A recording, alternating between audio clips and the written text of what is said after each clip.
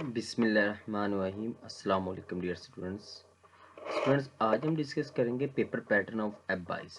जैसा कि आपको मालूम है कि पेपर पैटर्न चेंज हो गया है। जो रीसेंट था लास्ट ईयर अपने पेपर्स बच्चों ने दिए हैं F22 के, उसके अंदर आपके पास गिवन चॉइस होती थी।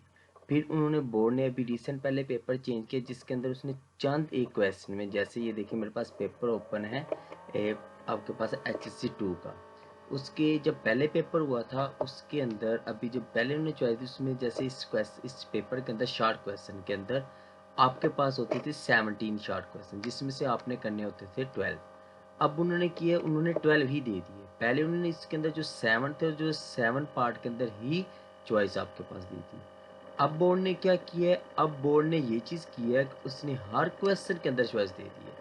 मीन चॉइस दे दिया, स्टिक कर दिया आपको हर क्वेश्चन के अंदर दो दो पार्ट्स आपके जिसमें से आपने एक पार्ट करना होगा। यहाँ पर एक और चीज़ भी है कि अक्सर बच्चों को प्रॉब्लम आती है, वो क्वेश्चन करते हैं कि सर जब हम पेपर करते हैं आया कि उसी एक्सरसाइज में से दोनों शॉर्ट क्वेश्चन आएंगे, तो या कहाँ से आपके पास दोनों शॉर्ट क्वेश्चन है। तो ये ज़रूरी नहीं है जी स्टूडेंट्स कि उसी एक्सरसाइज से दोनों शॉर्ट क्वेश्चन है, वो कहीं से भी दो शॉर्ट क्वेश्चन आपको उठा दे सकता है, लेकिन दोनों में से आपने एक करना होगा।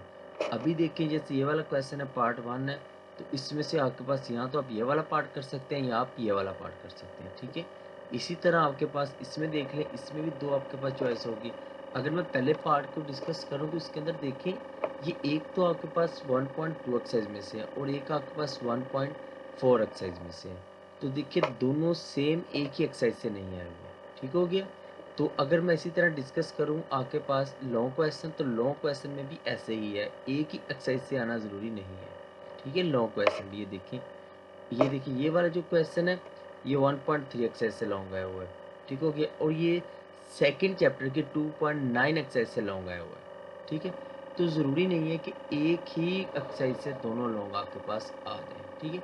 अभी देखिए जैसे क्वेश्चन नंबर 4 है, एक है 3.5 एक्सरसाइज से लॉन्ग आया हुआ है, सेकंड जो लॉन्ग है वो 3.6 एक्सरसाइज से है। तो ज़रूरी नहीं है कि वो एक ही चैप्टर से हो या एक ही एक्सरसाइज से हो। इसी तरह अगर हम लोग डिस्कस करें आपके पास जो HC1 है, उसके अंदर देखें ये पहला पार्ट है वो तो 1 चैप्टर से आया हुआ है, लेकिन ये वाला जो पार्ट है ये चैप्टर नंबर 7 से आया हुआ है। तो ज़रूरी नहीं है कि आपके पास ये दोनों पार्ट्स हैं वो सेम एक ही एक्सरसाइज से अंदर से आ जाए, ठीक है। इसमें आपके पास जो पेपर्स है इसमें आपके पास रेशो होती है आपके पास।